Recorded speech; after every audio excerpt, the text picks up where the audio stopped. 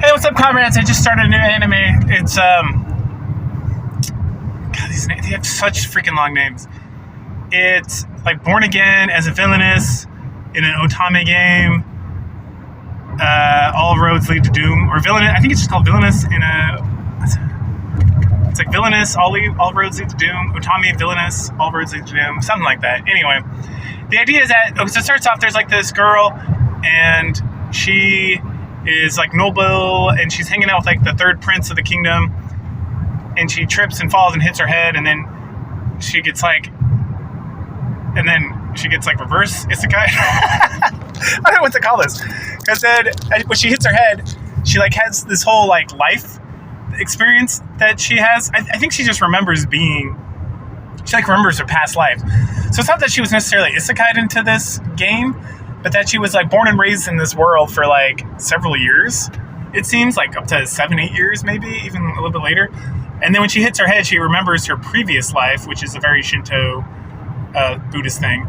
So it's not like it's like that's what I mean. It's like I don't know, this like isekai. It's somewhat isekai because this world is the game that she was playing before she like died at 17 because she was like a shut-in otaku in her world. But we see almost none of that. And then she's like, wait a second, I played this game and I'm the villain. Oh no! And at every ending, I die or get exiled. So I got to figure out what to do. So she does what she can to avoid being in situations that'll get her killed or exiled, but she just kind of stumbles her way into the same thing. So she recounts that the love it. So there's the blonde girl who's like the main character, and then she's a villainess, Katarina. And then the love interest for the main character are like the third prince, his twin brother, the Katarina's like adopted brother, and then some other guy who we don't meet. So we hang out a lot with the prince. He like proposes to Katarina, and then they get engaged. And everyone's like, yay, but she's like, oh no, that's how I get killed in the other game. And then the dad brings in like a brother who's like they adopt him because he's like family, he's like a distant relative's adopted or like, not adopted, like bastard son. And then there's a whole funny thing where like the mom thinks it's his bastard and she's like threatening to divorce. And he's like, no, that wasn't it. This is like somebody else's bastard child. And I'm just taking him in because it's like a cousin. It's like a distant cousin. And she's like, oh, okay, I'll screw him. The show's pretty lighthearted and fun so far. Oh, and then she's like, oh, one of the ways I die is if the girl chooses to be with the brother, and then then I get exiled or killed anyway. Oh no! So why does he do that? Oh, because he's like a playboy. He's a playboy because Katarina like bullied him. So I'm going to do the opposite of bullying him, and so she doesn't. Also, everyone's got magic. She's got earth magic, and to increase her earth magic, she starts farming, which everyone's like, oh my gosh, because she's like a noble girl. And they're like fainting, and like her mom like literally faints when she sees her gardening. So it's pretty good. Anyway, so then there's some dramatic scenes where like the new adopted brother, he is like really good at earth magic, and she's trying to get better earth magic. So he like does some like puppetry with like a little golem thingy, and then she gets like knocked out. And then they tell the story about how he like really injured like his previous like half brothers by using magic, and he's like very strong with magic, but he's like it's very uncontrolled. And then she's like, and then he like shuts himself away because he's like sad because he hurt her and he doesn't want to be near people because and so she takes an axe and like breaks down his door. Jeez. And it's like, no, we'll be together and we'll be friends and I'll be great. And he's like, oh, I'm so happy, sister. And she's like, yay, brother. And then the mom comes in and is like, what the fuck? Not like that, but then she gets in a lot of trouble, and that's the end of the episode. So far, very lighthearted, very fun. So, Villainous, episode 2 here, we get introduced to Mary and her fiance, who is the fourth prince, who's the younger twin brother of the Prince Jorda, who Katarina's engaged to. So, Katarina, who's kind of a slob, gets invited to a tea party. There she meets Mary. Mary is like a green thumb, and she ends up being the fiance to the junior prince. I can't remember his name. And Mary and Katarina become like besties, and they're always hanging out. And then the prince wants to go hang out with his fiance, but every time he brings it up, she's like, oh no, I'm hanging out with Katarina, sorry. And so he gets jealous and goes to confront Katarina and claims that she's trying to steal her away. And she's like, what? That's ridiculous. Of course not.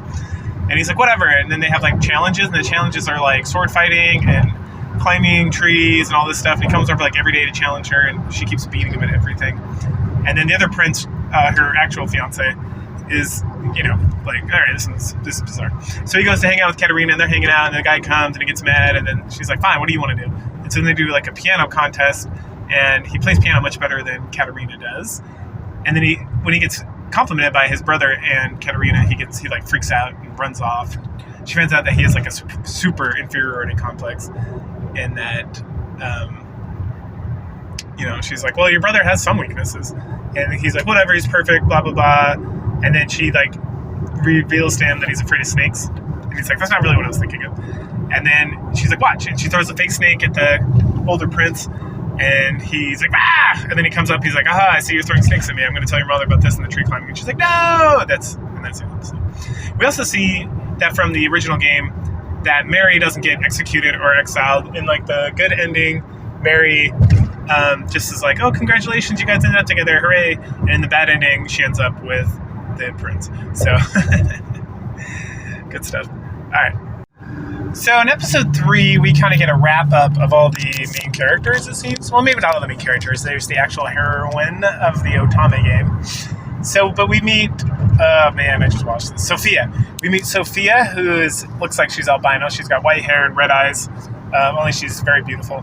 And Katerina's like, oh, you're so beautiful. And then her older brother, who is friends with the princes, who's like a beautiful man, and he's like a maestro. He's one of the 4 love interests from the game. So she's very beautiful, or they're both very beautiful. Anyway, so people treat Sophia very poorly because she's got white hair and red eyes, and she's like 8. But Katerina doesn't care, and Katerina's really into like trashy romance novels, and so is Sophia. So then they become best friends forever, and then Mary comes along and starts becoming best friends as well. And yeah, we get a couple scenes with the sexy boy as well, like girls just fawning over him and talking about how beautiful he is. And then also, for being like 8 or 9, I think he's that's ridiculous. Anyway, and then we see that her brother, her like adopted brother, is a little jealous as well. So fun. And then she turns 15 about halfway through the episode.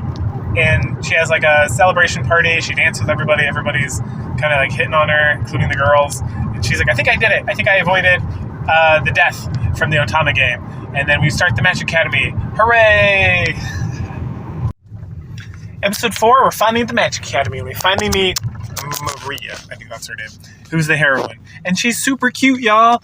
And Katerina, she's super concerned because as she's remembering the Otama game and how she dies or gets banished, the events are happening regardless of any of her preparation. So her fiance, Prince Gerard, meets her just like he did in the game, and then her brother meets Maria just like he did in the game. And then the second prince comes up and he's like, hey, this wants me to do a recital, what do you think? And she's like, for shizzle. And he's like, everything else also happens exactly the same. So that's super fun. So then she's like, I gotta keep farming. So she farms in case she gets banished so that she can just, be a farmer and take care of herself. At some point she starts hanging out at student council with like the handsome second year redheaded guy she doesn't remember from the game. And then she meets Maria, and Maria and her have a chit chat, and she's using information from the game, which freaks Maria out. But then she's like, oh, if you can make me sweets, I would love it. It'd be so great. You're the best. And then she ends up rescuing Maria when she's getting bullied by their kids. And they're having like a connection, which is good because in the game, it was the prince who rescued her from the bullies, and the bullies were Katerina. So all the people in her brain that have like a counselor are super excited about that. And then Maria's back farming, and she's like, yes, I think I'm doing it. Excellent. Moving on to episode 5, we get a lot more of Maria, the main character from the game. Who's not the main character of the anime, don't forget. So Katerina and her just hanging out. Maria is super smart, so she's helping Katerina pass her classes. And then Katerina gets the idea that she's like, every time I see Maria out and about, she kind of ignores me. But I think it's because we're nobles and she's scared, because it's like the top rung of society, right? It's like the princes. And then Katerina seems to be some sort of like countess, which I think count is, or vice count is like the highest rank before like the actual royalty. I don't know how it works in this world. I'm just thinking of like British nobility. The game / this anime doesn't really establish firm rules on the matter. Anyway, so she talks to her brother and she decides, hey, we're going to invite Maria to come have lunch with us. or at least me and the gals. And so she goes and she sees Maria being bullied by some other ladies, and then one of them's about to cast like a fire magic on her, and Katerina jumps down, casts some of her magic, threatens them, and is like, "Get the F out of here." And they're all like, "Adios," and they run away, and then Maria comes and has lunch with them, and they're all chit-chatting, and she's thinking about it. She's like, "Oh, I gotta figure out who Maria's into." So she asks, and Maria's like, "I'm into you." And then all her other friends, Sophia and not Maria. Yeah, it is Maria. No, Maria's the main girl. Mary? I think it's Mary. Mary are like, "I'm into you too." And she's like, that's not what I'm thinking. Anyway, so then they try to plan a day to hang out on one of the school days off, but then Maria's like, "I gotta go home and hang out with my parents." And they're like, "Okay." So then Katerina makes her brother go with her to look at farms out in the countryside. And while they're out and about, her brother's like, "Oh, hey, that's the town Maria lives in." And Katerina's like, "Let's go stop by." So they go stop by. We meet her mom. We hear that village doesn't like treat her very well. Katerina, that is. And her mom not Katerina, Maria and her mother by extension, because of the light magic made her different, and people hate different things, that's fair. That's pretty true most of the time. So we get like a kind of a, Maria thinks about, Katerina shows up, Maria's there, we meet the mom. Katerina works on the farm with her brother their farm while Maria makes them sweets. And Maria's thinking about, life was so good until I got light magic, and the people were scared of me and they ostracized me, and then I was all alone, and I tried making treats. I tried learning how to bake like my mom and made treats for everybody, and then they rejected that, and I stopped baking, essentially. And the mom sees Maria enjoying life and baking, and then she starts to cry because she's so happy that her daughter has a friend, and she's like, "I was such a terrible mother because I didn't take care of my daughter." Something happened with the dad, obviously. He probably just like walked out because he got tired of dealing with it because he's an a-hole. But we don't get like a firm confirmation about any of that stuff. Anyway, Maria and her mom like comes around a little bit, being nice to Maria, and then they have like a nice sweets dinner, and then Katerina's like, "Cool, I'll see you back at school." And she's like, "Oh, let's go." It was so sweet seeing Maria with her mom. I want to go visit my mom. And then her brother's like, "All right, let's go." And they show up, and then the mom opens the door, and right before she opens the door, the brother's like, "Oh, hey, maybe you should change out of your work stuff first." And she's like, "What?" And then the mom opens the door. He's like, "Aha, look what I see. I also heard you're doing a farm at the school. It's time for us to have a little discussion." Ooh. And that's an episode. So episode 6 here is delightful. It's like a mid-season episode, so it's definitely a little off typical anime fashion than the regular season. So what happens here is it's summer break, and we get a series of short stories, super short stories, because it's like a 25-minute anime, right? So each one of these stories is like 4 to 5 minutes, roughly. And we just get like a montage of like essentially what all these people are doing there in the summer. So we see some of the jealousies, we see some of the, I'm in love with this guy, I'm secretly in love with Katerina, I like this, this and that, and that and that and this and this. I'm trying to get I don't really know the important aspects of what happens here, because I don't know how the future is going to open up. But we get some of the prince, the main prince, her fiance, trying to go on a date with her, and then everyone else gets pulled in. They go to the pool, or they go to a lake and boat around and stuff. We get a performance by the second prince that he wrote a song, and he's playing it for the woman he loves, which is really Katerina, but Katerina thinks it's Mary, and she thinks Mary's jealous that all these women want to hang out with her fiance, but really Mary's jealous because she wants Katerina to herself. So good stuff there. Let's see. We get the council in her brain. They're on summer vacation. This whole episode, just everything's lighthearted and very funny. I'm like, the show's kind of dumb, but it's delightful. I don't know if there's another word for it. It's very cute and fun and lighthearted. I'm trying to think. Sophia takes Katerina out to go shopping and buy a book. And while they're out there, she gets her brother, who has a secret crush on her, that the prince knows about, because he makes a comment about it in one of their stories, to be alone with her. And he, like, kind of flirts with her, and then she passes out. Silliness. Let's see. What else? There's a thing at the beginning where she's like, there's a couple times she remembers, like, the past, or she remembers the before she got isekai'd. So she had like a friend who was a super nerd like her. We see some interaction there. That was very sweet. We get her mom talking about how, like, after she bumped her head, like, she was a super brat before she bumped her head, but then after bumping her head, she's, lightened up the whole household, and everyone's like happy and just made life a delight, even though she's kind of annoying at times. And that is shown because she's working on a farm shouting stuff while the mom's trying to talk to one of the maids, and the mom goes out there and says, stop it. Yeah, I think that's the gist of it. We get like a shot. There's the redheaded guy at like, there's like a dance party right before the end of the summer break. And he's talking to Katerina just about stuff. And she's like, oh, you're not engaged. You got anyone you love? And he's like, no, not really. But he says it in a very awkward way. And then when Katerina goes to dance with the prince, we see him standing there watching. So maybe he has a thing for her or the prince. I don't know. And then there's a girl, one of the bully girls, and she's like very angry looking behind him. And then lastly, it's like the day before summer break's over, and Katerina's like, brother, I didn't finish any of my homework. I need your help. And so he helps her, and then she's like, all right, I'm going to finish up. You go to bed. And then she passes out, wakes up the next morning and hasn't finished it. Dun, dun, dun. So this episode includes the final exam for the semester or the year, something like that. Or some exam. Anyway, the school splits everyone up into little teams, and they have to go inside an old wizard's dungeon, get through the traps, and find a gem that contains magical properties. So, Katerina gets put with Sophia, the prince that she's engaged to, and her brother. So, usual shenanigans. They go in there. Everyone uses their magical powers.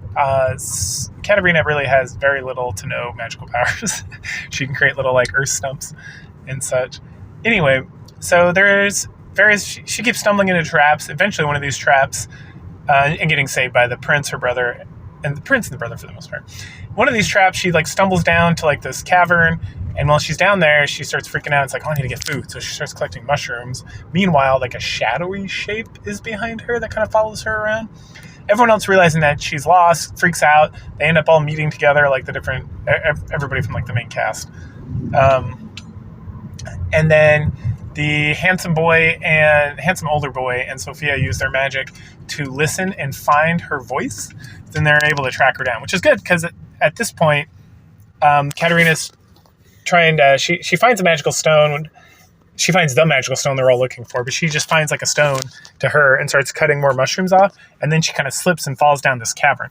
And right as she's falling, she's able to catch herself. But then she starts to slip, and Sophia comes and she saves her by grabbing her. And then they both get saved by this they call it a whirlwind, but it's more of like a tornado. Anyway, that helps them get out of the pit. And then everyone else shows up, and they're like, hey, you found the magical stone, hooray! And then they joke about eating mushrooms and the poison and yada, yada, yada. The other important thing and then I think Maria sees the shadowy form too, kind of in the background, but doesn't say anything. The other thing to note is the episode starts by showing Katerina's, she like isekai'd over here after she died. So her best friend from like Japan, we see her like going through like the motions of how they met and became friends and how they helped each other out and how sad she was after the Katerina died. Katerina's not her name. We don't know what her name is. The show's doing the thing where it blanks out her face, and also we don't hear her name, her like actual name in the anime or in the Japanese world, like the real world, if you will, our world. And then she's like, my only wish is that someday I'll be able to be reunited with my best friend forever. And then right at that point, Sophia wakes up and she's like, oh, I had a crazy dream. And it's like, oh, interesting. So Sophia is a reincarnation, or it's more, it's isekai, but there's not really like any like superpowers or using knowledge it's like using knowledge as in like, Katerina's like Japanese self, she remembers stuff, but she's not, none of that information besides just her attitude and general point of view in life has been used at all to benefit her, besides just, besides the game stuff, which is helpful. That's fair. Okay, so that is kind of isekai. I was going to say, it's also been isekai, more of like a reincarnation story. Anyway, so, yeah, and then Sophia runs up to find Katerina, and she's like, hey, I had a terrible dream, and I just had to see you. And she's like, oh, that's nice. Something dreams, nightmares, blah, blah, blah, blah, blah. So this episode really focuses on the maid. This is episode 9. And she kind of recounts. At first I thought it was just going to be like a recounting episode. every now and then they like catch you up, like a mid-season break or whatever, however it works in different shows in different countries or whatever. But no, it's this one kind of it just focuses on Anne Shirley, which Anne Shirley is like a historical figure. I'm trying to remember what her deal is. She's like somebody that's not what she's not known by that name. Oh, that's who. It's Anne Shirley is from what's it called? Green Gables. The fuck. It's like an old kid's book with this redheaded chick. And in this anime is not redheaded. It's definitely Anne Shirley. I'm almost positive. God, Anna Green Gables? I think that's what it's called. It's like super obvious. So anyway, Anne just she talks about how she came from a family of nobles, but that her mom was just one of the maids, and so her mom taught her to be docile and just do what she was told, so that the father would be nice to her. And then eventually, her mom dies in a fire, and she gets like a scar on her arm, and so her dad is like, "No one will ever marry you. Get out of here." So then she goes and gets a job as a maid for Katerina. And Katerina's a total brat until she hits her head, remember? And then the isekai memories return. And so after that, Anne, or Katerina and her become like, they like have a very close relationship, like a very like an older sister kind of situation. And at some point, the dad calls Anne back and he's like, "I found someone who would marry you." And Katerina bursts in and she's like, "No, you can't take my Anne away. I need her, blah, blah, blah, blah, blah, blah, blah." And then Anne finally stands up for herself. She's like, "No, father, I reject this marriage. I don't want anything to do with it." And then dad's like, "What?" And then Katerina's dad does something. He like shows up and he's like, "Barry, let me talk to you." Because clearly Katerina is some sort of like high noble, right? Otherwise the prince wouldn't have married her. It's like, I don't know what they're basing the system off of, but usually it'll be, I think, count in a lot of medieval. Or Viscount are like the next in line after it goes like King, Viscount, Count, Duke, Baron, and then there's like lesser lords after that, I think. Like, I don't know what to even call them. Anyway, not important. So it's just cute. So we see that whole story. She also talks, she just recounts like, oh, Miss Mary is secretly, but obviously in love. The prince is really in love, but Katerina is stupid and oblivious.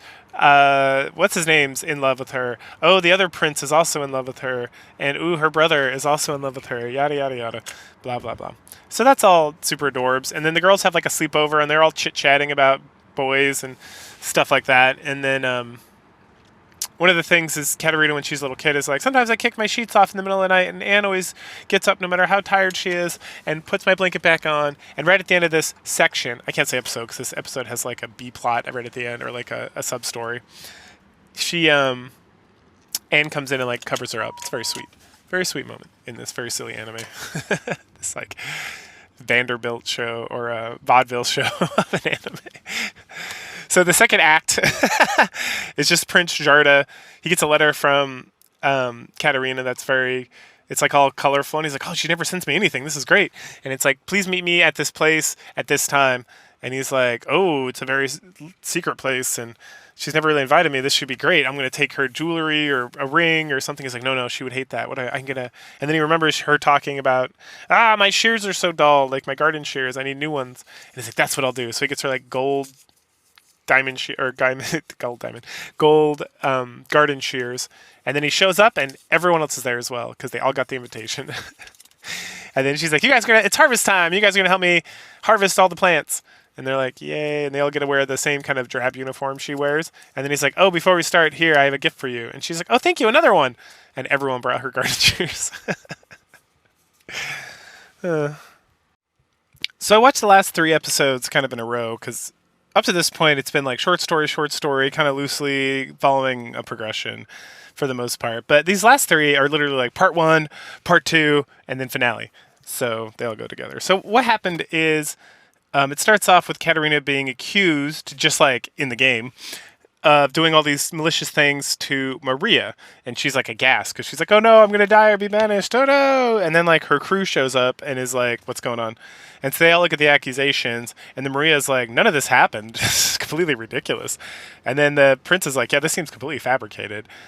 And so then I think it's the prince like dismisses these girls who are making the accusation, and they like run off, and Maria sees like a dark fog.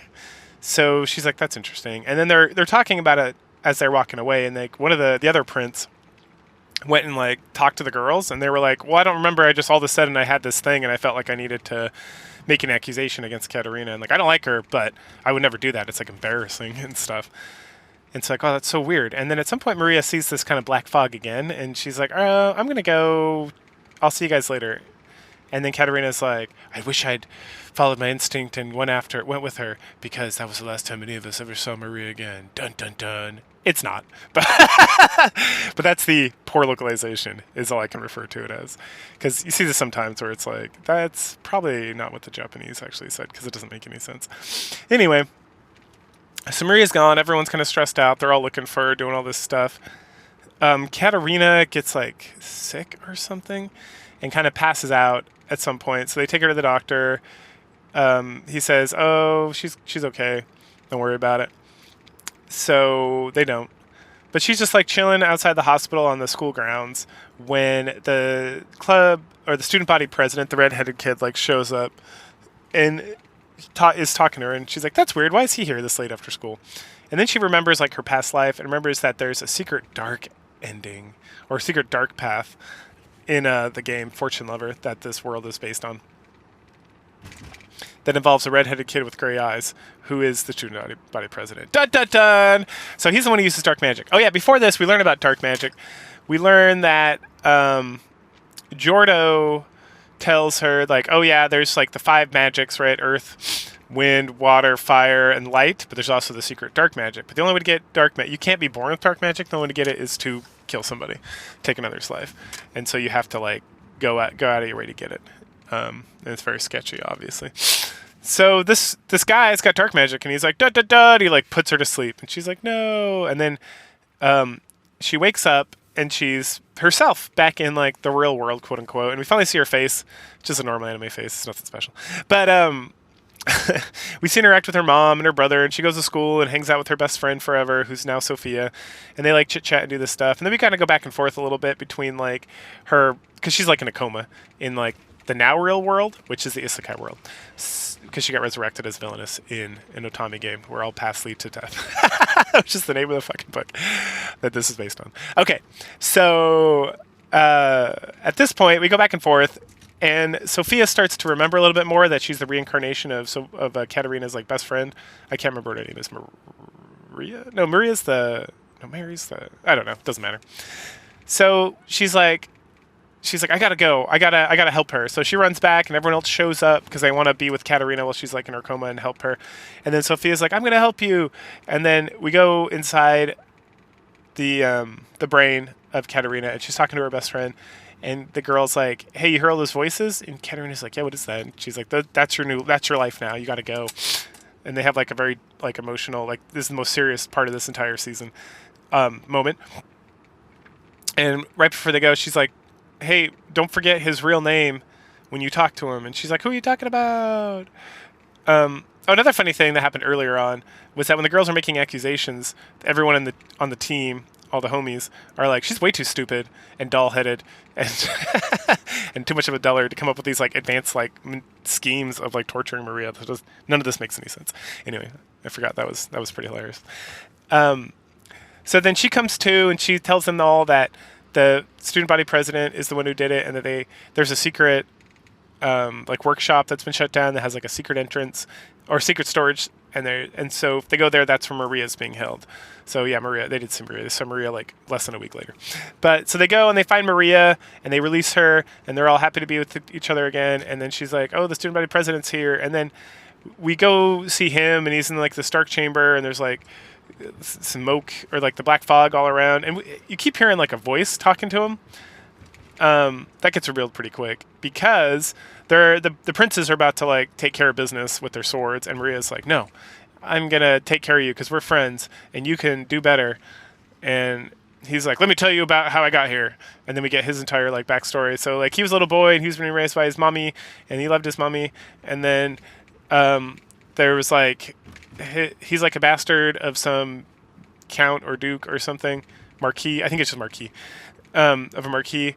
And so, yeah, he's just the bastard son. And so the wife, like she has a kid as well who's roughly the same age. And she's like, you ruined my life, to like the maid lady who's the mother of the student body president.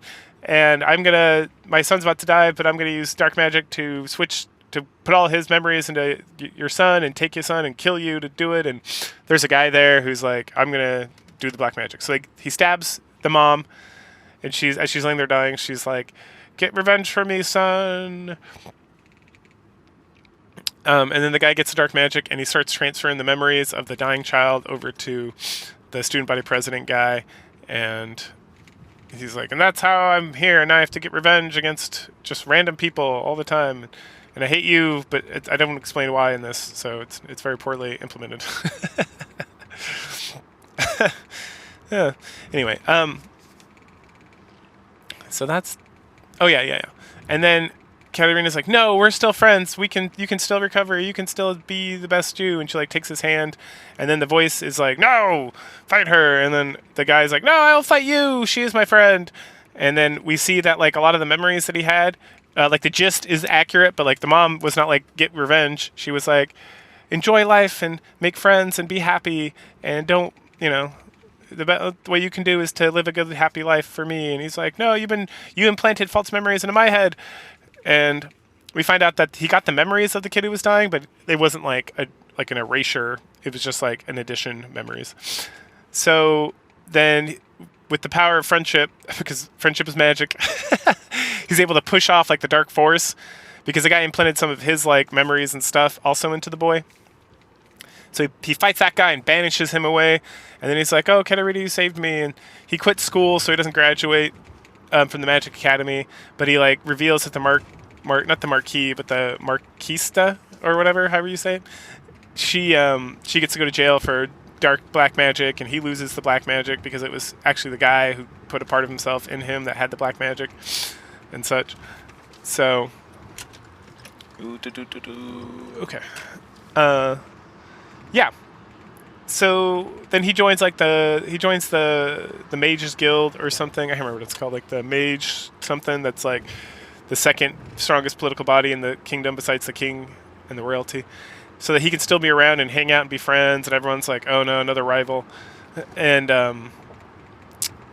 then yeah, there's like a graduation, and Sophia's brother graduates, and Katarina is very concerned because this is the final event where she could get Doom. And so she gets very concerned, and she runs up to Maria and is like, Maria, who do you love? And she's like, I love you. And she's like, no, which boy do you love? And she's like, well, I don't like any boys. I just love you.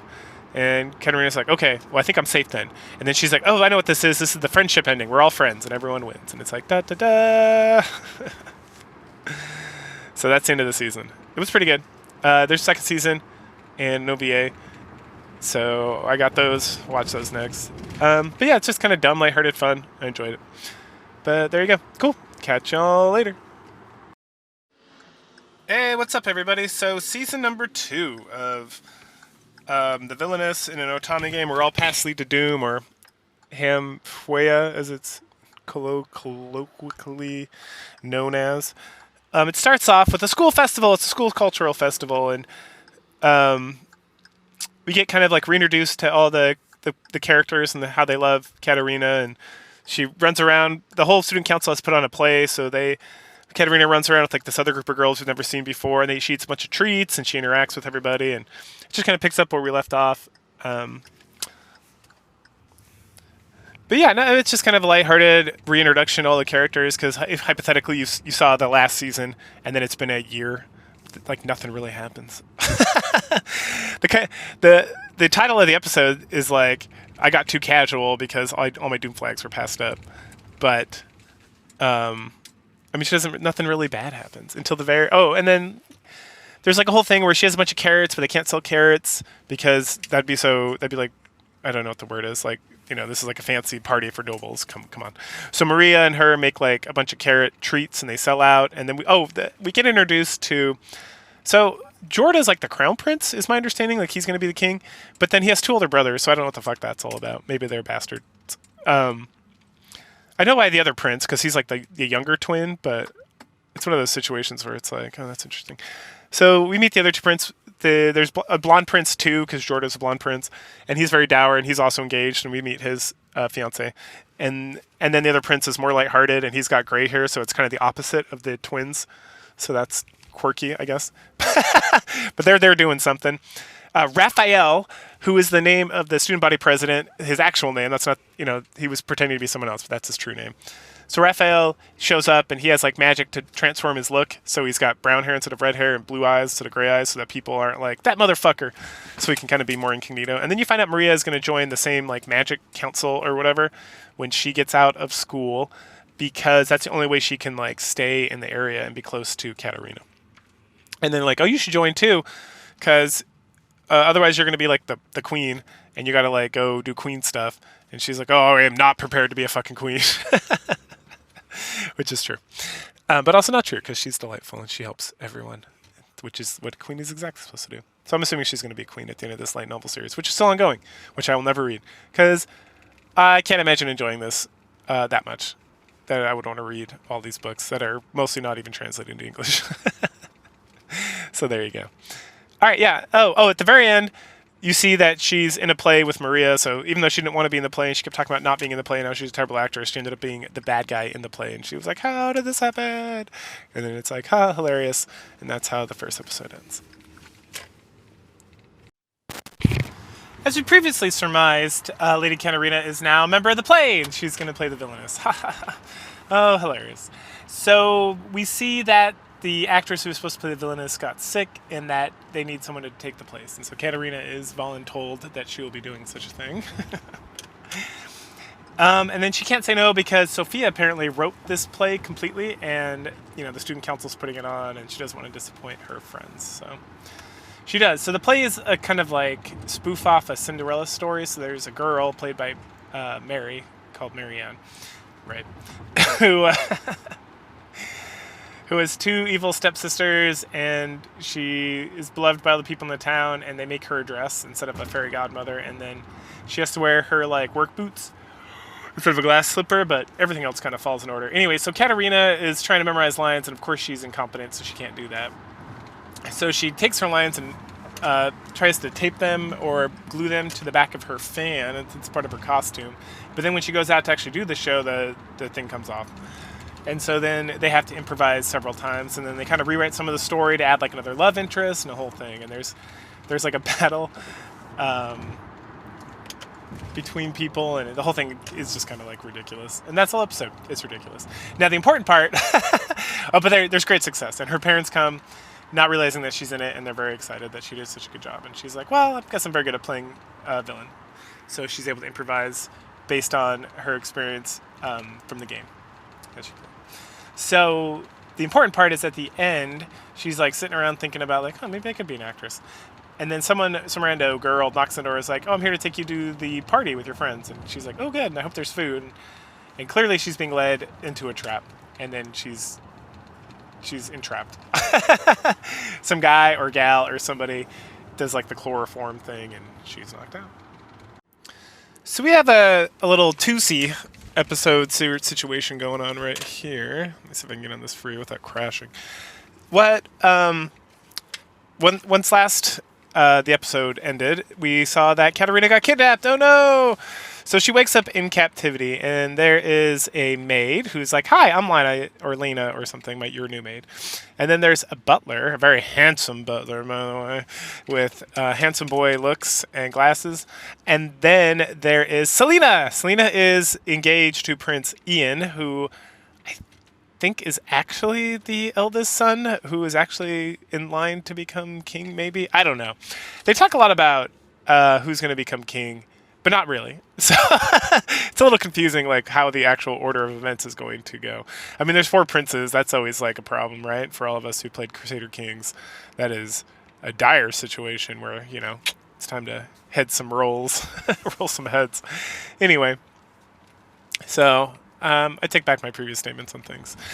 But we find out that Selena kidnapped Katerina because she's concerned. She's concerned Prince Ian doesn't love her, and she's deeply in love with him. And she tells her whole backstory about how they got engaged when they were young because she had a potential for magic, but then her potential for magic is not good, and she's kind of dumb. And so she wasn't a member of the student council when they were at school, which remember is only the top academic students, which is why Katerina's not a member. And how she's just super concerned, and then Katerina's like, oh, you're just like me. I'm not a member of the student council. I'm also bad at magic. But you know what? I forgive you and stuff. You should tell Ian how you feel and ask him how he feels. And she's like, oh, people are talking about how he doesn't actually like me and he's been so cold to me lately. And Katerina's like, no, you need to ask. You need to communicate. That's how relationships work and stuff, which is true. And she's like, okay, but this whole episode we also see the butler seemingly mesmerizing Selena to like keep going along with his plan. And eventually here at the end of episode 3, he puts her to sleep. And then Katerina's like, oh no, you got dark magic. Meanwhile, Prince Jorda gets a letter saying that he can have Katerina back when he abdicates his right to the throne. And he's like, I'll do it because I love her.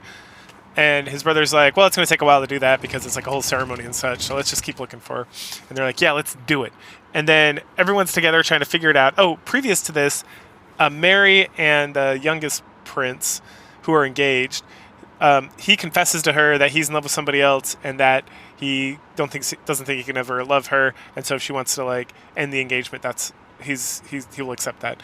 And then she's like, well, I'm also in love with somebody else and I don't know if that's ever going to work out. So let's just stay together and we'll go from there. And they're like, all right, agreed. And now they're friends. So that's cute. So then Mary, going forward in time again, they kind of decide that there must be black magic in play, and Maria's like, well, I can discover black magic, so we can do that. And then Mary's like, oh no, yeah, then Mary's like, no, I'm going to go arrest everybody until I find her, and she starts to storm off, and then Raphael comes in, and he's like, oh, don't worry, we know exactly where Katerina is, and she's safe, so don't worry about it, so we don't need to do anything reckless. That leads us into episode 4, which is where Katerina wins over Rufus, who is the butler, who ends up being his real name. And we find out that he was born in the slums in like another kingdom, and that he tells his whole backstory, and that there was some noble, it looks like, or like student who came and like taught him to read and write and taught him how to do stuff and told him stories about the outside world, and that they were like best friends forever. But then the older noble guy got sick, and he couldn't like get medicine for some reason. So Rufus, who he called Sora because Sora is the name of the blue sky, which is the color of his eyes, which is like a theme in this. He tries to steal medicine, and then he gets captured by slavers, and eventually he gets purchased by his current master. And he got dark magic. He doesn't know how he got it exactly. He says his master put him to sleep, and then he woke up and he had dark magic. And so he's not like a bad guy. And he has like a fake butler accent, and then he really has just like a regular human being accent. Anyway, he starts to completely fall in love, and he's not a jagoff like a lot of these noble guys. So he's like a slum bro. So he's like, I'm gonna go for it. So he tries to go for it a couple times, and Katerina like doesn't know what's going on because she's a total ditz, and she's like, what's going on? I don't know what's happening. And he gets interrupted essentially both times. The second time he gets interrupted by the maid, who has a letter, and the letter says, the manor is under investigation. Go ahead and get out of there. And he decides, I'm just going to stick around, whatever. And you find out the maid, dun dun dun, works for the magic institution and is Raphael's boss. So that's how he knew that she was going to be okay. And everyone shows up and they're like, ta-da, hooray, we saved her. And he's like, I'm going to go to jail, but someday, they make some promise on like the jewel that she bought an episode or 2 ago, how they're going to travel the world someday. And he's like, I'm going to keep this and remember. And she's like, awesome, high fives. And then everyone's like, hey, you got like a little thing on your neck. And she's like, oh yeah, it's a bug bite. It's like, a bug bite? How'd you get a bug bite? And it's like, well, the butler like pushed me down onto the bed, and then a bug crawled up and bit me on the neck. And Jordo was like, that's it, I can't take this anymore. I'm not gonna let anything else get ahead of me. And then he grabs Katerina and kisses her, and everyone's like, Nani! Good time. So Katerina, of course, thinks the kiss from Prince Jordo was just a dream, because she's an idiot. This episode kind of wraps up the previous 2 episodes in that we find out that Prince Jeffrey, who's the oldest brother of the 4 princes and like the crown prince, I would assume. I don't know. I'm so confused. I feel like I just misunderstood what was going on earlier. That he loves his brothers, not in a weird way, but that he's obsessed with them and he's obsessed with protecting them and making sure they're happy. And he's so excited. And his fiance, who is Lana, her real name is Susanna, and Katerina did meet her. But Lana, the maid, she they work together to unravel the plot and do all this stuff. And then Susanna's like, really, you really like your brothers, don't you? And then he opens up a curtain on the wall and it's just pictures of his brothers. And then he goes on like a rant about how he loves his brothers. And he promised his mom that he would take care of his brothers when they were born, like the twins and all the brothers. And he just goes off and off. And then we get Prince Jordo and the other prince. Shoot, I had his name in my mouth for a second. Something. Anyway, so they recall Jeffrey, and they also recount their meeting of Katerina from their perspective. So Jordo, all the princes got separated. Okay, so there was a king, he died, and then the princes got separated because their father, became the king, and then their mom got sick, and Jordo was like very disheartened, and he was just using Katerina as like a pawn to kind of push back against all the different factions that had developed after his mother got sick. But Katerina like won him over, and eventually he fell in love. And then the other prince kind of tells a similar story. He's like, he was bitter, and everyone said that Jordo was the perfect and that he was just the leftovers, and he became very bitter and angry about the whole situation. And then he met Katerina, and she taught him that everyone has strengths and weaknesses. And so then he learned that he could love his brother too. And when they're telling their stories, Jeffrey is like in and out, like touching base with them and making sure they're okay, and getting excited that they're talking to each other and they're having a good time. And then lastly is Ian talking to, I figured her name already, but his fiance. And she's like, you and Jeffrey don't hate each other? He's like, no, we love each other. We're best friends forever. We just, we play enemies in public, and then we've been meeting secretly and working together for years on end. And it's just a similar situation. And then that all gets wrapped up with Katerina kind of hanging out by herself, being like, man, these people need to leave me alone. I'll be okay. And then Jordo finds her again, and he's like, what's up? And she's all red in the face. And the people in the brain are like, oh, she's freaking out again because she's never had a romantic relationship in this life or the previous life. She doesn't know what to do. And she's like, yeah, I had a weird dream. And he's like, a dream like this? And then Jordo kisses her again. Baller. And then everyone else comes and gets mad, and they almost start using magic on him to fight him. So episode 6 here is just kind of like a chill. The Katerina gets invited by Prince Jorda to his house for like lunch and entertainment, and of course everybody else shows up as well. She's having some qualms because she feels differently about Prince Jorda after he's kissed her a couple times. She talks about how, it used to be so easy to just chit chat with him, but now I don't know how I feel, and I feel slightly different. So, and she's blushing a little bit. So clearly she has some feelings. This is based on a light novel that's like 13 volumes, so I'm sure her feelings about stuff goes all over the place. But in the anime, it looks like the focus is going to be mostly on this situation and maybe one other. Anyway, so yeah, everyone shows up, and then everyone's like chit-chatting about doing stuff and what's going on, and they have like their little tea party. And then the Goyles all head off to this cabin in the woods, and they're all hanging out with a fire and chit-chatting, and they like are joking about a story that happened. And then Katerina apologizes and says, sorry, Mary, you weren't there for that. And she's like, no, I want to hear about it. So they tell this story about how when they were little kids, they heard there was a ghost in the woods, but there's also a lake, and they want to go to the lake. So they all work together to get through the forest, and then, they just had like fun shenanigans, climb trees, bugs, yada, yada, yada. And eventually it started to rain, and so they ended up in the girls, so Mary, Sophia, and Katerina all ended up at this cabin, and they were like having a good time and chilling and talking about stuff and being happy together. And so that's and then the boys all ended up going back to the castle. So that's the story with that. And then like it's like the next night, and everyone's hanging out. This is still the story when they're little kids, and the brother comes in, and he's like, sorry guys, Katerina can't make it. And all of a sudden they start hearing a girl like wailing, and they're like, oh no, it's the ghost, let's go look. And they go out the balcony, and they just see Katerina being chewed out by her mom, and her wailing because she got in trouble for like climbing trees with the princes and whatnot. And they're like, hey, wait a second, the last time I heard the ghost was when Katerina and Duchess Clace was here last year. And they're like, oh, it was Katerina the whole time. And then we go back to the modern times, and all the girls are like, tee hee hee hee, that's fun. And then Katerina's like, the rain stops, and Mary's like, all right, well, let's head back. And Katerina's like, no. And so she makes everyone go to the lake, and she's like, I want to have lots of good memories with you too, Mary. And everyone's like, yay. And then they end up back at the palace, and Prince Jorda's standing with Katerina while they watch fireworks go off, and she's like, wow, the entertainment was fireworks, that's awesome. And he's like, yeah, hopefully next time it'll just be the two of us. Episode 7's another silly little episode. We are now at the Ministry of Magic, or whatever they call it in this universe. I don't know. And Raphael and Sora, who was Rufus, the maid, or the butler, the handsome butler, that kidnapped Katerina for the master, who was a marquis of some sort, who gave him the dark magic, right? We all remember this from like 2 episodes ago.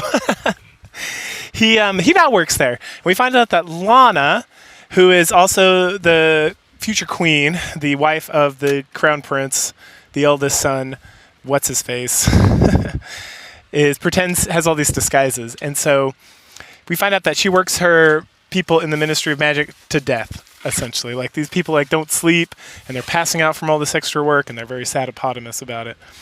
But Raphael and Sora have a nice conversation about how she's essentially the only person who's ever given them who would be willing to give them like a second chance. So that's super nice. Then she shows up, and she's like, "What up?" And she looks different than when she was a maid, and different than when she's like the queen, essentially, like the king's, or I guess she'd be like what would she be? She'd be a consort. I don't know if she'd be the king would it be the king consort? Or the queen? Would she be the queen consort? Because she's not the queen.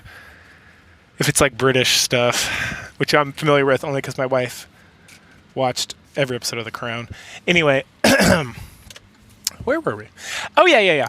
So the crew shows up because Lana wants to talk to them about something or show them something. What she shows them is this toy dollhouse thingy that grants dreams to whoever something. And then Lana and Rufus, or Raphael and Sora, kind of like step off for a second, or like are standing back.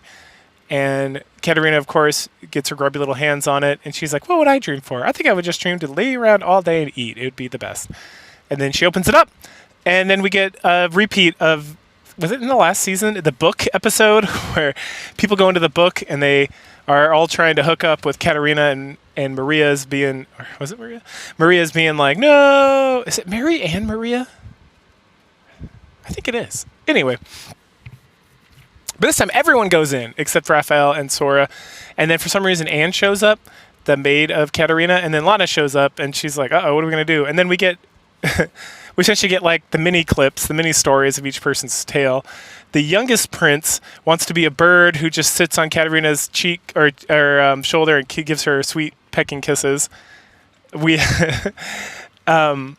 Sophia wants to be like a fairy that comes to life and gets to spend all her time with Sophia.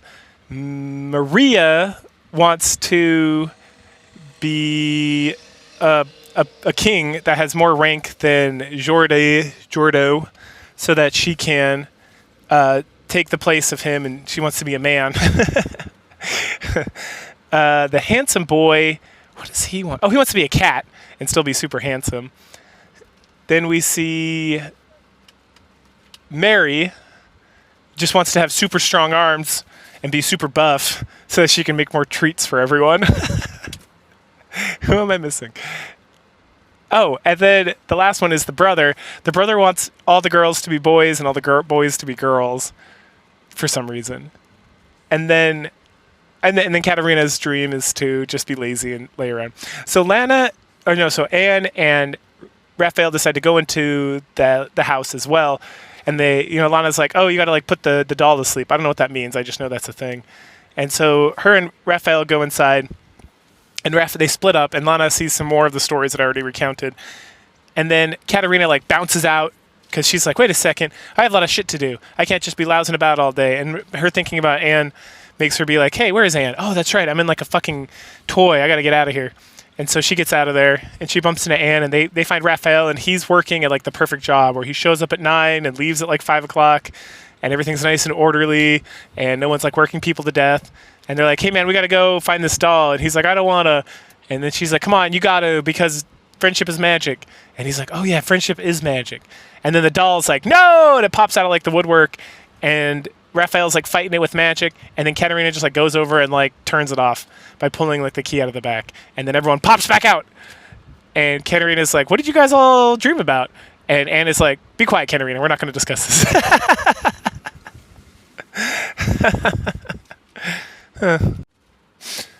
Episode 8 focuses heavily on Nico, something like that, the brother of Sophia.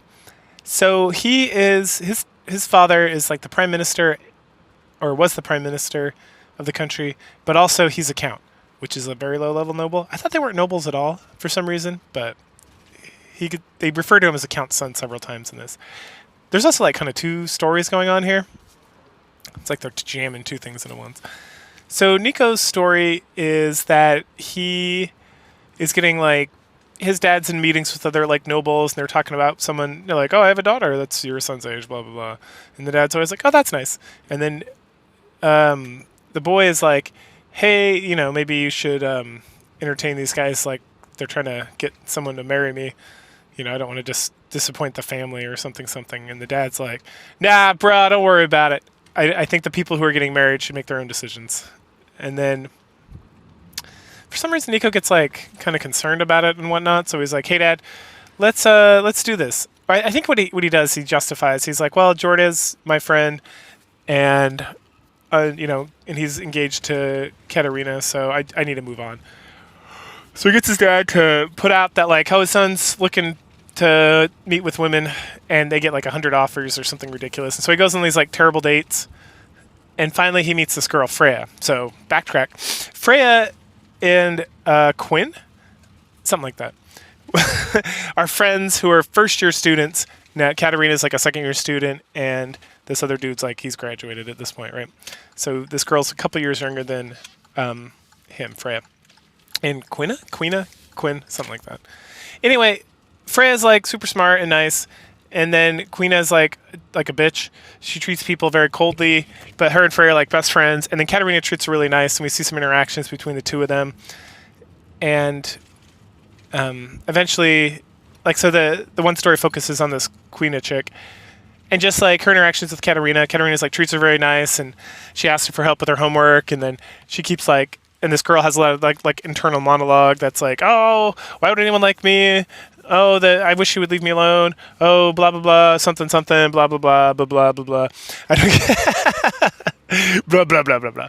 Anyway, so Freya's like her friend. Anyway, so Freya and Nico have like a conversation, and Freya's like super smart in that she's like picked up on everything. Like, she's a member of the student council. She's one of the highest academic students in the school, and she knows all about how all these people are like in love with Katerina, and how he's in love with Katerina, and how like Sophia would be super mad if she found out he was doing all these like dates and stuff. And they have like this really meaningful conversation where he's like, "I'm not going to give up on Katerina yet," which he probably should. Which I'm glad this is only 2 seasons. It's getting to a point where it's like, all right, I get the joke. It was funny, but I'm kind of good, right? It's like there's no progression for any of these characters at all. Like, we're on episode 8 of like the second season, so let's say 8 is. So it's like episode 21, and like no one has made like any changes outside of like the initial, like when they were kids they acted one way, and then they all changed from their Otome game selves to be where they're at now. So it's like, okay, how many episodes we got left? 4, and then an OVA. All right, that sounds good. That's like good enough. I've had enough of this. Like, these characters are funny, but it's like the humor is starting to run then. And this episode is really, it's like the whole episode's based on, oh, everyone loves Katerina, you shouldn't give up on trying to marry Katerina. All these other people like love Katerina, and they're not going to give up either, so you shouldn't give up even though she's engaged to Jorda, blah blah blah blah blah. And I'm like, ugh, that's terrible advice. So then we find out that his dad Sophia tells him like, "Oh, Dad would never force you into marriage. You know that he like stole Mom away. She was engaged to another man, and what our grandfather was like super opposed to the idea of them getting together. And he said, "All right, well, if you become prime minister, you can marry my daughter." And he's like, "I'll do it." And then he did it. And he's like, "Damn, son, you did it." So then he let them get married, and that's how they came to be. And then Nico had like never heard that story before, and he was like, "Really?" And she's like, "Yeah, dummy, maybe you should pay attention more." And they go back to Quina, and there's like girls making fun of her behind her back, and then Katerina steps up and is like, "You guys gotta stop being such bitches and leave her alone. She's super nice and cute and friendly. You just don't get it." And they're like, "Okay, whatever." And then Frey comes along and is like, "I see that you love Katerina as well. Tee hee hee." And then they wander off. Jeez. So the last few episodes I watched in a row, there's a 3-parter and then like the finale episode. So that's 4 episodes we're gonna go through, which I think is episode. God, where did I even leave off? Like 9, 10, 11, 12? Yeah, I think that's right. All right, so the first little mini-series of episodes is all about Keith, who is the brother. I think that's his name. I think I finally figured it out. So Keith gets man-napped, right? At some point someone says kidnapped, and I'm like, that bro is like 18 years old. Like, he's not a kid. So he gets kidnapped. He gets lured into an alleyway by what looks to be like some woman that he knows, and then later on someone mentions that it's his mother, and I was confused because his mother, I guess he's like a bastard who then got adopted by the Clays family, and he was like a distant cousin or relative, so his mother would have been like the maid or something. But what confuses me is that so he was raised by like the cousin of the Duke of Clays, or Duke Clays or whatever. And then when the whole building burned down and killed everybody, he went to live with them, and they adopted him. And it's like, well, if his mother's alive, why didn't he just go with her? So because he's already like a noble, so he's got to stay with a noble. And then why has he had no contact with like this woman? I don't know. It seemed like there was some mistranslation there or some like strangeness. They didn't dwell on it. It was just like a passing comment someone made about like, have we checked with his mother? And I was like, do you mean the Duchess? Like, what? I don't understand. Anyway, so that might be that woman. I don't know. It's never defined. And then he gets taken to be beat up and treated poorly by this guy that I guess he used to go to school with when he was like a little kid living with like his other family, where they treated him poorly. And then this other guy was like, didn't like him either because he's like a lower noble and he's also a bastard, and then like he's still mad about it. So he wanted to like get revenge that he was able to like move up in life by just like happenstance. The whole thing doesn't make any sense, and it goes to like how my feelings on this story and anime. Like, I would never read the light novel of this thing or the manga. Like, absolutely not. Like, this is not that interesting. Like, it's got a few humorous points, and generally I'm not opposed to it. I'm still on the table. I'm still on the fence about whether I'm gonna maintain it or not. I'll probably get rid of it. Like, I wasn't really that into it at all. Like, I didn't feel like there was any like real redeeming qualities about it. You know, because like it's kind of like reverse harem, but there's no. But it's just like I don't like any of the characters. They're just not. And maybe again in the light novel they are, but it's like there's so much stuff. Like, I don't need to be like trying to find an excuse to like enjoy this. Like, it was fine. This whole series, and there's one more. There's like an OVA I'll slap on the back of this. But thus far, my sentiments are just generally like, this is all right. Like, that's the thing. Like, if I someday found my daughter or whatever watching this, I would not be like, what is this? Why are you watching this trash? I'd just be like, yeah, whatever. like I watch this trash. It's fine. There's nothing inherently bad about it. It's just like kind of boring and interesting. And then it has the anime issue with a lot of the light novels where it's just not translated well. And so stuff doesn't like make sense, and the show doesn't like feel the requirement to like explain things. That, or again, it's one of those things where translators lately, like these localizers, are so bad at their job that it's kind of like, is this just poor localization? Because they're so worried about trying to make sure there's not like offensive content or some bullshit, or like whatever woke nonsense has infiltrated their brain and made them given them brain rot, that they can't like translate or like.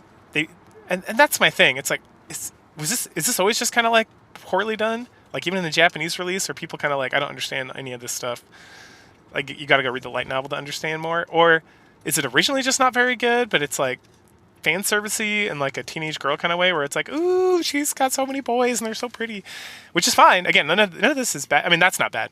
the localization thing, or or is it a localization thing where these localizers are too busy wanking off to themselves on Twitter because they took out like a reference or put in like "own the chuds" in whatever that was. There's some controversy about that recently.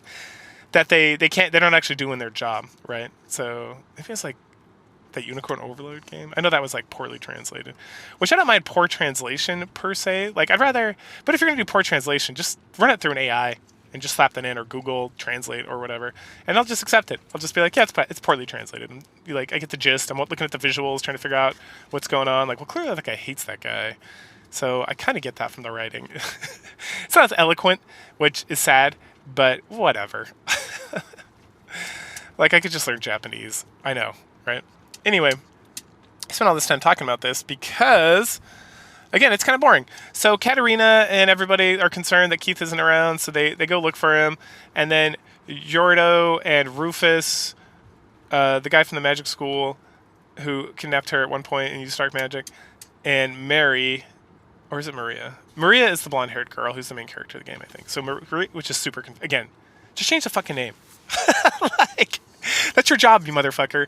Like as a localizer, just it's hard for me to be like, wait, Mary or Maria? Those things are like exactly the same. So it's like just change it. Just make Maria Jennifer or something. So it's like very clearly distinct.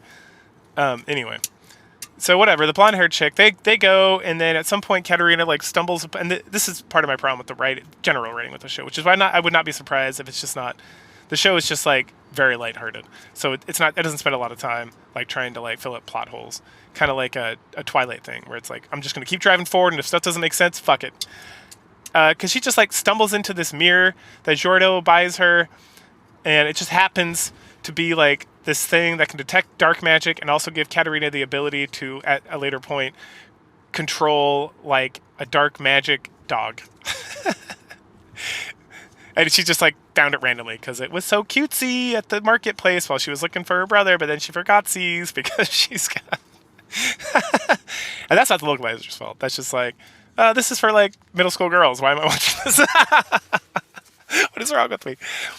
Anyway, so there's a little girl who has dark magic who's torturing Keith, but he's staying strong because of his love of Katarina. And eventually, so Lana comes too. So Lana and the crew, they find out with using Maria, I think, the blonde-haired girl, because she has light magic and she detects dark magic. They find a place where Keith is being held, and they go in there and beat everybody up. And Rufus and Jordo use their like super magic capabilities and like sword play, kind of mostly off screen, to get in there. And then Keith is in a dark magic circle and he's bound, and everyone's like, oh no, we gotta find the person who did this because none of us have strong enough magic to undo it. And then Katarina uses the power of friendship, of course, because friendship is magic, to and the mirror, I think, on some level, to destroy the circle or to like pull the circle away. It's mostly the power of friendship that does it all, because friendship is magic, obviously. And they're able to release Keith, and that's when the dog gets created, and then the little girl who has like the black magic is like, oh, I can't believe you took control of it. That's very interesting. All right, adios, deuces, bitches. And then she takes off. And then we see the prince who loves his brothers more than, who's got like a brother complex, but not in that kind of way, perverts. And his fiance, who's Lana, they're talking about the whole situation, and that's when we find out about the mirror. And then we find out that the people who had like controlled Rufus and Raphael are all related, and that there's a big conspiracy, and that there's like more tendrils. They bought a whole bunch of slaves, like Rufus, and they gave a bunch of the slaves like dark magic. And so this other girl is probably just one of those people on that in the future season that I will never watch, because I'm not going to watch any more of this or read any more of this. But I mean, again, there's like 14 light novels. So in the future book that you can already probably currently read, especially if you speak Japanese, you can experience more of this little girl, I'm sure. So then the last episode is graduation day. So everyone's like, yay, graduation day. We're going to have another sleepover at the castle. Oh, and at some point, Keith is like, I love you, Katarina. And he like goes in for the kiss, and she's like very aghast. And then Jordo gets upset, and then he kisses her again. It's like, you're mine. and then she's very like, Nani, I don't understand. I just want to be friends and be asexual. That's not what she says, but she's always like, oh, this is handsome. And there's like dancing and people talking and a lot of like the same boring bullshit that we get the rest of the season. And then there's a sleepover, and she has a dream, and in the dream there's a fortune lover 2. Oh no, where she's at the magic, or Maria's at the Magic Academy, and there's new handsome boys and a mysterious handsome boy, and she wakes up and she's like, oh thank goodness that was just a dream. And then so she goes to start at the Magic Academy, and the only reason, because her magic is so bad, she's accepted into like the Magic Academy, or not the Magic Academy, I'm sorry, the Institute of Magic, or whatever it's called, the Division of Magical Affairs, whatever, is because she has this like shadow dog, right, that she can control, this dark magic dog. And they're like, oh, that's a good enough excuse, we can throw her in there. And then Jordo's like, have fun, but don't forget that so I'm gonna come rescue you and make you a princess someday, bye bye. So the 2 princes are like out of the picture, and we're gonna focus more on like the other, like Maria and the other people who are part of the Magic Institution.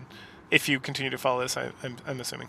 I don't know where this OVA lays. Maybe we'll see more of that. But then she sees the 2 boys from her dream that were in the game there, and they're going to help get her processed into the academy, or not the academy, the institution.